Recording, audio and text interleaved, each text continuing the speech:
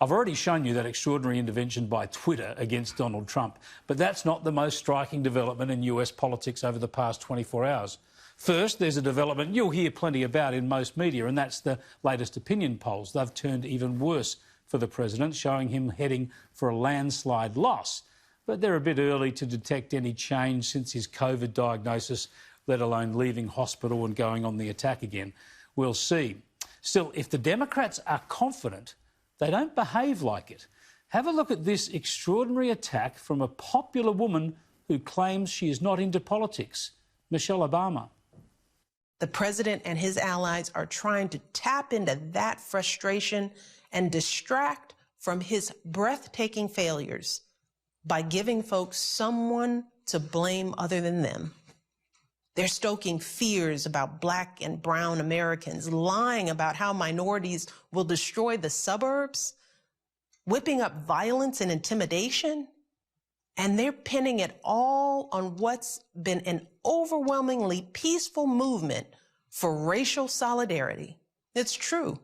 Research backs it up. Only a tiny fraction of demonstrations have had any violence at all.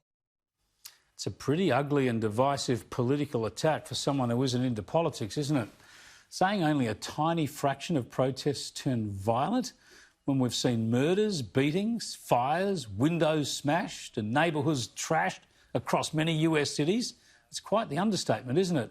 And as for whipping up violence, that's an incredible slight against the president when the protests have been fanned by the left against him. But the former First Lady went even further. So what the president is doing is once again patently false. It's morally wrong. And yes, it is racist. But that doesn't mean it won't work. Well, just put aside the fact that you're used to hearing hysterical language and crazy abuse in these polarised times. Just think about the power, the harshness, the gravity, the extreme accusation that it is to call the president racist and to suggest that this can work for him electorally. What a dismal assessment of American voters. It's a bit like when Hillary Clinton called Trump supporters the deplorables. The Democrats don't really think very highly of the electorate, do they? This is a president who we all know is overly aggressive and crass himself, no question about that. But his enemies, who like to claim the higher moral ground, constantly throw around nutjob conspiracy theories about Russian collusion and anything else they like. They dub the president a traitor to his nation and a racist, and they claim to be the sober and responsible ones. Dear oh dear. Now, also the media, they're just a little bit hypocritical too, aren't they? Look at one of our favourite pontificators, Chris Cuomo from CNN, commenting on Trump's return to the White House.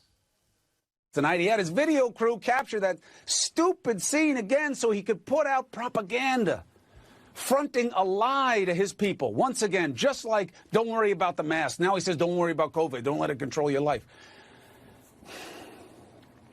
Just propaganda. Silly stuff, isn't it? But as I showed you yesterday, some of the commentary about Trump's return was simply bat flu crazy.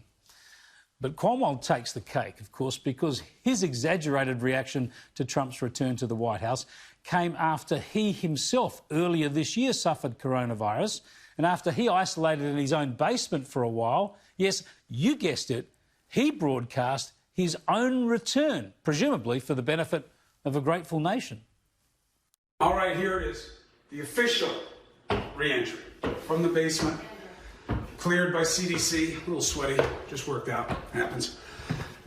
This is what I've been dreaming of, literally for weeks. There you go, hey, just propaganda. Trump has a monster ego, to be sure, but there are sure some big egos feeding off the Trump derangement syndrome. But just when you thought the left had lost all their sense of humour, I found one takedown of Trump really worth sharing with you. Well, it's not actually the left, which probably explains it. The Lincoln Project is more about conservative Republicans against Trump. Anyway, they took the mickey out of the president's return in a much more humorous way. Don't cry for me, White House staffers. The truth is, I will infect you all through my tweeting, my mad existence. I broke my promise, won't keep my distance. Pretty good stuff. Don't Cry for Me, America. Didn't Madonna do a version of that song back before she said she wanted to blow up the White House? I think mockery works better.